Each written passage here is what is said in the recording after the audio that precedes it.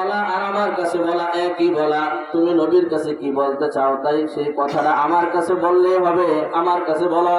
নওজোয়ান যুবক বলতেছে, না আমিরুল মুমিনিন, তোমার কাছে আমার এই কষ্টের কথা বললে আমার সমাধান হবে না। চলো হুজুর সাল্লাল্লাহু আলাইহি ওয়াসাল্লামের কাছে যাই, রাসূলের কাছে যাইয়া আমার কষ্টের কথা, আমার দুঃখের কথা আমি রাসূলের কাছে বর্ণনা দেব। আল্লাহু আকবার। নওজোয়ান ওমর রাদিয়াল্লাহু তাআলা আনহুকে নিয়ে সামনে চলতেছে।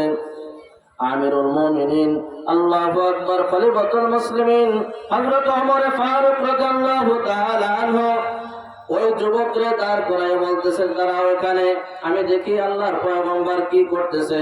আল্লাহ রাসূল সাল্লাল্লাহু আলাইহি ওয়াসাল্লামের কাছে যেয়ে বলতেছে, ইয়া রাসূলুল্লাহ, ইয়া হাবিবাল্লাহ, এক যুবক, নওজোয়ান যুবক এমন ভাবে কান্নাকাটি করতেছে যে যুবকের কান্না দেখে আমি ওমরের দিলটাও নরম হয়ে গেছে। ইয়া রাসূলুল্লাহ, ইয়া হাবিবাল্লাহ, আপনি অনুমতি দিলে আমি ভিতরে আনতে চাই। আল্লাহ রাসূল বললেন, নিয়ে আসো, ওমর তাকে আমার কাছে নিয়ে আসো। আল্লাহু আকবার। আমিরুল মুমিনিন যখন ডাক দিলেন, এবার নওজোয়ান যুবক যখন ভিতরে ঢুকলো, ভূমিকম্প হইলে যেরকম অবস্থা হয়ে যায়, কিছুদিন আগে বাংলাদেশে একটা ভূমিকম্প হয়েছে, কথা বলেন ঠিক কিনা? দিনটা ছিল শুক্রবার, যদি 10ই মুহররম হইতো তাহলে আর পৃথিবী ঠিকান যাইতো না, কথা বলেন ঠিক কিনা? অথচ ওই যুবক এমন ভাবে কাঁদতেছে, আর আল্লাহ রাসূল জিজ্ঞাসা করতেছে, যুবক তুমি কেন কাঁদো, তোমার কান্নার কারণ কি বলো? ইয়া রাসূলুল্লাহ, ইয়া হাবিবাল্লাহ, আমি এমন একটা অপরাধ করছি, এমন একটা গুনার কাজ করছি, হয়তোবা আল্লাহ তাআলা আমার এই গুনাহকে মাফ করবে না, এই জন্য আমি কাঁদতেছি। আল্লাহ রাসূল বলতেছে, তুমি কি গুনাহ করছো বলো, তোমার গুনাহটা কি আল্লাহর আরশের থেকে বড় হবে? যুবক, নওজোয়ান যুবক বলতেছে, ইয়া রাসূলুল্লাহ, ইয়া হাবিবাল্লাহ, আমার মন বলে যে আমার গুনাহটা আল্লাহর আরশের থেকে বড় হবে। আল্লাহু আকবার। এবার জিজ্ঞাসা করছে, যুবক তুমি কি গুনাহ করছো, তোমার গুনাহটা কি আল্লাহর দয়ার থেকে বড় হবে? আমার মন বলতেছে যে আল্লাহ তাআলার দয়ার থেকেও আমার গুনাহ বড় হবে। আল্লাহু আকবার। আল্লাহ রাসূল জিজ্ঞাসা করতেছে, তুমি এবার গুনাহর বর্ণনা না দিলে আমি রাসূল কিভাবে বুঝবো তুমি কি গুনাহ করছো, কথা বলেন ঠিক কিনা? আল্লাহ রাসূল সাল্লাল্লাহু আলাইহি ওয়াসাল্লাম নওজোয়ান যুবককে বলতেছে, যুবক, হাল কতাওতা নাফসা, তুমি কি কাউকে হত্যা করছো? যুবক বলতেছে, লা ইয়া রাসূলুল্লাহ, ইয়া হাবিবাল্লাহ, আমি হত্যার মতো গুনার কাজ আমি করি নাই। হাল আশরাকা বিল্লাহ, তুমি কি শিরকের মতো অপরাধ করছো? লা ইয়া রাসূলুল্লাহ, আমি শিরকের মতো গুনাহ করি নাই। আল্লাহ রাসূল এবার জিজ্ঞাসা করলো, যুবক তুমি এবার বলো কি গুনাহ করছো, যে গুনাহ তুমি শিরকও করো নাই, মানুষ হত্যা করো নাই, এমন কি গুনাহ করছো? নওজোয়ান যুবক গুনার বর্ণনা দেবে। হাদিসের ভিতর আসছে, যুবক এমন ভাবে কাঁপতেছে, ভূমিকম্প হইলে যেরকম ভাবে কাঁপে ওই রকম ভাবে কাঁপতেছে। আল্লাহু আকবার বলেন। এমন ভাবে কাঁপতেছে। আল্লাহ রাসূল জিজ্ঞাসা করতেছে, যুবক তুমি ভয় পেও না, তোমার গুনার কথা বলো। ইয়া রাসূলুল্লাহ, ইয়া হাবিবাল্লাহ, আমি হলাম একজন দুর্চরিত্র লোক, আমি একজন খারাপ লোক, সমাজের ভিতরে একটা লোক থাকলে খারাপ আমি আছি। কি বলো বলো? আমার একটা কাজ আছে, মানুষ যখন মারা যায় তখন কি করি, ওই মানুষ মারা গেলে আত্মীয় স্বজন যখন কবরস্থান থেকে চলে যায়, রাতের গভীরে মানুষের চোখ ফাঁকি দিয়া আমি ওই কাপড়টা নিয়ে আইসা আমি বাজারে বিক্রয় করি, এরপরে এইয়া দিয়া আমি সংসার চালাই।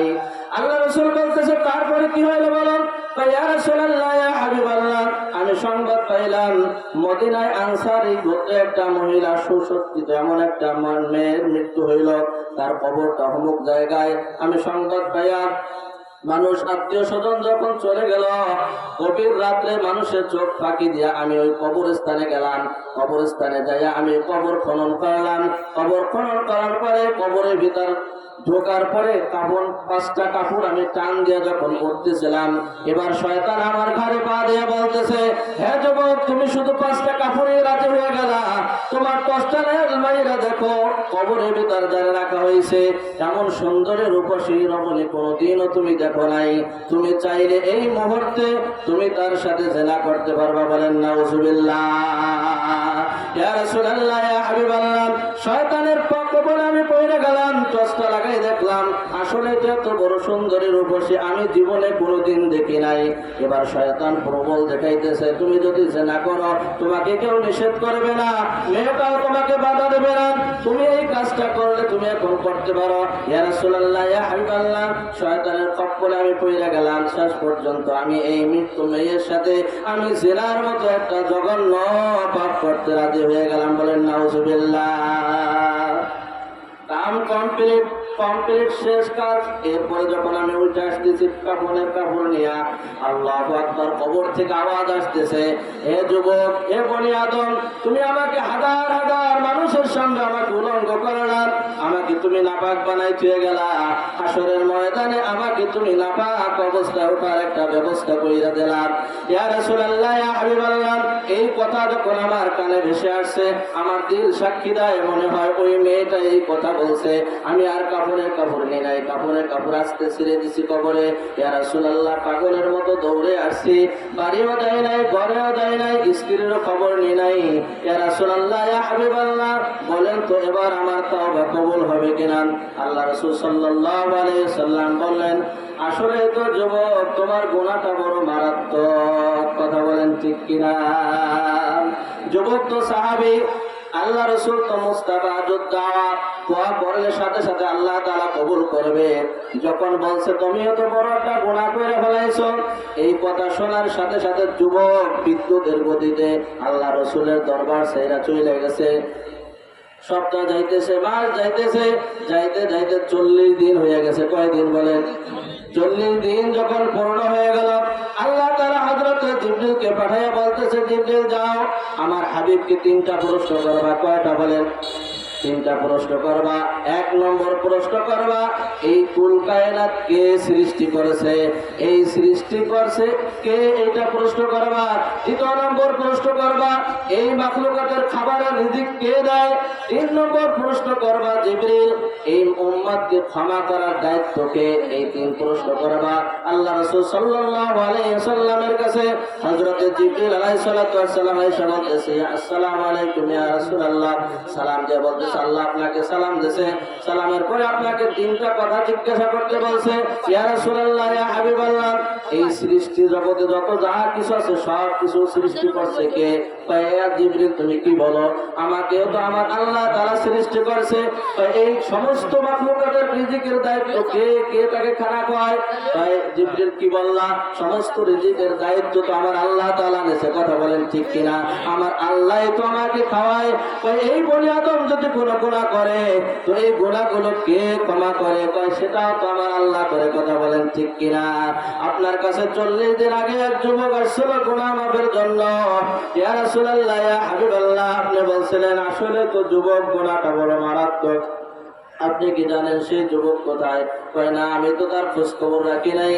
এই যুবক বাড়ি না দেয়া বড় সবচেয়ে বড় পাহাড়, যেই পাহাড়ে, ওই পাহাড়ে ওইটা। এবার কান্নাকাটি করতেছে, কানতে কানতে চোখের পানি শেষ হয়ে গেছে। এক পর্যায়ে কি হয়েছে, চোখের থেকে রক্ত পড়া শুরু হয়ে গেছে। এরপরে আল্লাহকে ডাক দিয়ে বলতেছে, আল্লাহ, এর থেকে যদি উঁচা কোনো পাহাড় থাকতো, উঁচা কোনো জায়গা থাকতো, সেই জায়গা দেয়া আমি তোমার কাছে মাফ চাইতাম। আল্লাহ তুমি আমাকে মাফ করো। আসমানের নিচে জমিনের উপরে আমার মতো গুনাহগার কেউ নাই। কথা বলেন ঠিক কিনা? এরকম ভাবে কাঁদতেছে। ইয়া রাসূলুল্লাহ, ইয়া হাবিবাল্লাহ, আপনি যান, আল্লাহ তাআলা তার তওবাটাও কবুল করছে। বলেন সুবহানাল্লাহ। তাকেও আল্লাহ তাআলা মাফ করে দিয়েছে। আপনার বড় বড় সাহাবী যারা আছে তাদেরকে নিয়ে যায়, ওই পাহাড় থেকে নিয়ে আসেন, নামাইয়া নিয়ে আসেন, আর আপনার জবানে শুনাই দেন, আল্লাহ তাআলা তার তওবাটাও কবুল করছে। বলেন সুবহানাল্লাহ।